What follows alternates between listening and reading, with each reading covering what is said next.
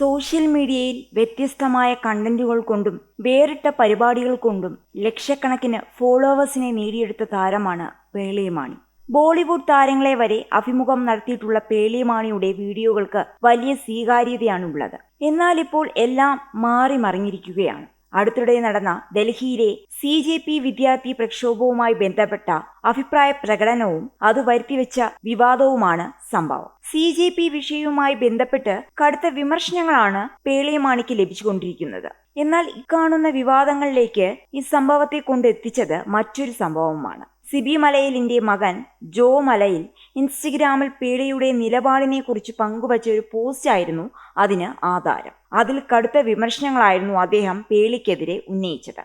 അതിന് പേളി നൽകിയ മറുപടിയിൽ പരാജയപ്പെട്ട സംവിധായകൻ എന്നുകൂടി ചേർത്തതോടെ പേളിക്കെതിരെ വിമർശനം കടുത്തു. പിന്നീട് വിശദീകരണവുമായി പേളി രംഗത്ത് വന്നിരുന്നു. എന്നാൽ സോഷ്യൽ മീഡിയയിൽ കമന്റ് രൂപത്തിൽ മാത്രമല്ല പേളി എതിർപ്പ് നേരിടേണ്ടി വരുന്നത്. ബഹിഷ്കരണവും ചിലർ തുടങ്ങി. ഇൻസ്റ്റഗ്രാം, യൂട്യൂബ്, ഫേസ്ബുക്ക് എന്നിവയിലൊക്കെയായി 4 ലക്ഷത്തോളം പേരാണ് പേളിക്ക് നഷ്ടമായത്.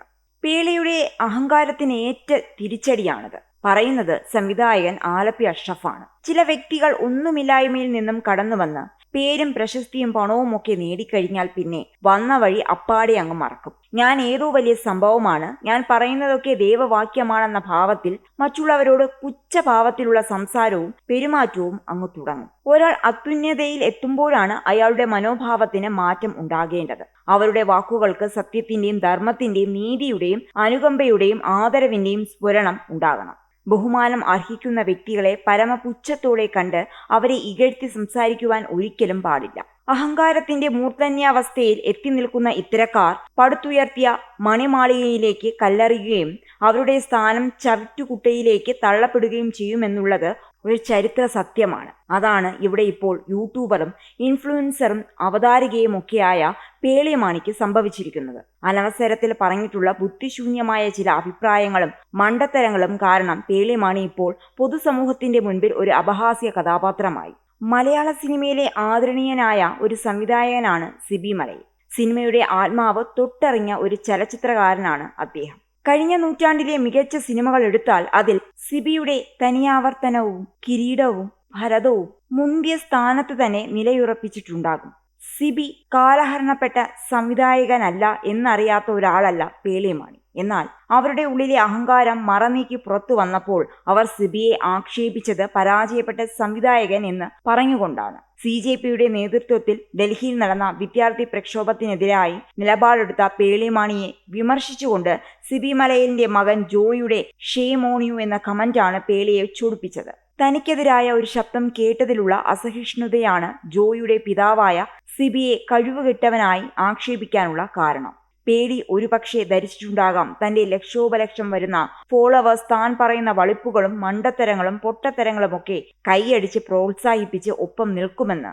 ഇവിടെയാണ് പേളിമാണിക്ക് അടിയേറ്റത്. ഒറ്റയടിക്ക് 3-4 ലക്ഷം സബ്സ്ക്രൈബേഴ്സ് പേളിയെ വെറുത്തുകൊണ്ട് ഉപേക്ഷിച്ചുകൊണ്ട് സ്ഥലം കാലിയാക്കി. താങ്കൾ അത്ര വലിയൊരു കലാകാരിയോ ഒരു മഹാസംഭവമോ ഒന്നുമല്ല എന്ന് ഇപ്പോൾ മനസ്സിലായി കാണുമല്ലോ.